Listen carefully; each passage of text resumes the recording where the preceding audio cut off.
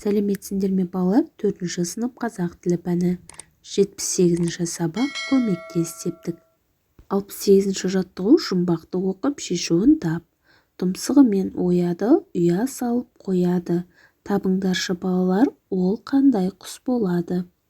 Жұмбақтың жауабы тоқылдақ.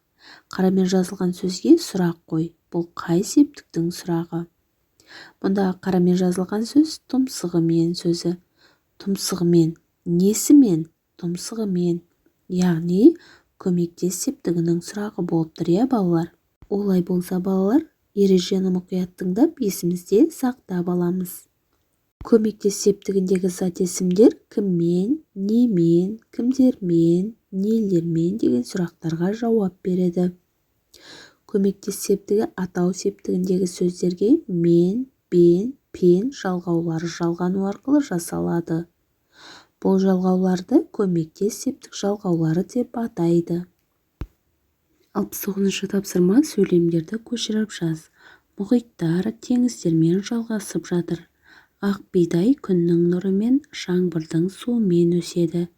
Гүлсім табиғатты аялау туралы әңгімені зор ықыласпен тыңдады. Марат мұз айдынға атасымен келді.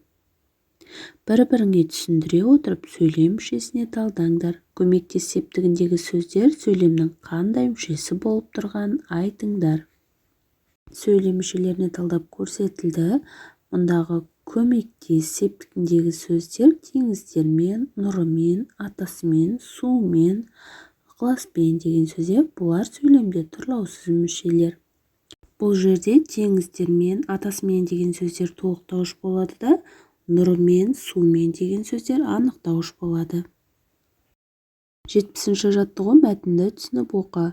Құрлықтың айнала сумен қоршалған бөлігі арал деп аталады. Бір-біріне жақын жатқан аралдар тобы аралдар шоғырын құрайды. Оны топарал дейді. Теңіз толқындары жүздеген жыл бойы жағаны шайып бұзады.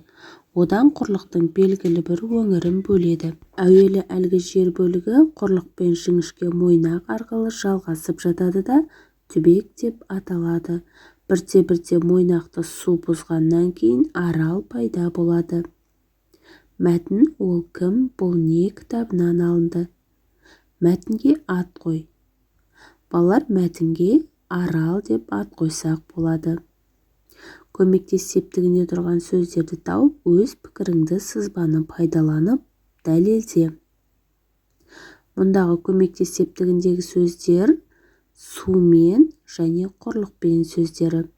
Себебі бұл сөздер немен деген сұраққа жауап беріп, көмектес септігінің мен, пен деген жалғаулары жалғанып, сөйлемде тұрлаусыз мүшенің қызметін атқарып тұр.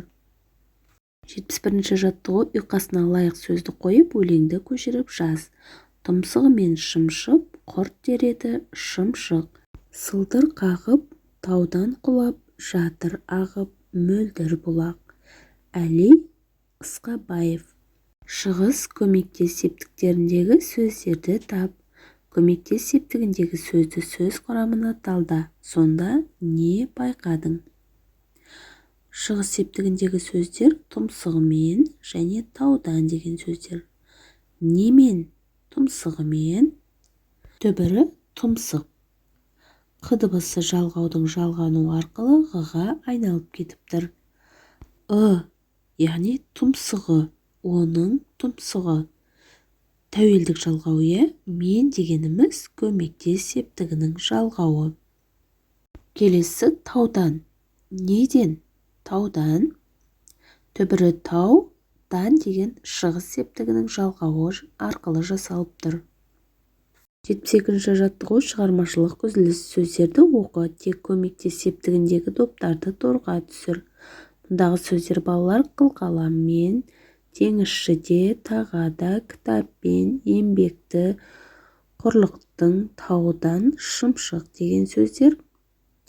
Мұндағы көмектес септігіндегі сөз қылқаламмен және кітаппен деген сөздер. Себебі немен деген сұраққа жауап беріп, көмектес септігінің жалғауы арқылы жасалып тұр.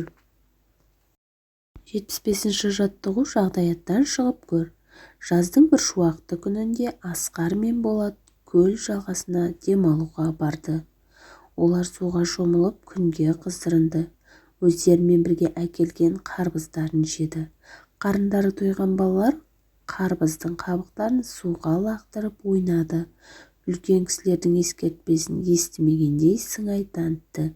Бірін-бірі қуалап ауылға қарай жүгіріп бара жатты. Мәтін «Менің отаным тәуелсіз Қазақстан» кітабынан алынған. Балалардың әрекетін қалай бағалар едің? Олардың орнында болсаң, сен не істер едің? Балалардың іс-әрекеті дұрыс емес, балалар. Табиғатты, қоршаған ортаны таза ұстау өзімізден басталады. Сол үшін арнайы қоқыс орындарын пайдаланып, үлкен кісілерді тыңдап жүру қажет.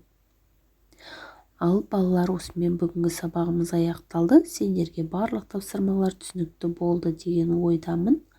Балалар, егер де каналға тіркелмеген болсаңдар, видеоның төменгі жағындағы подписаться батырмасын басып, каналға тіркеліп, лайк басып кетуді ұмытпаңдар. Келесі жаңа сабақта кездескенше сау болыңдар.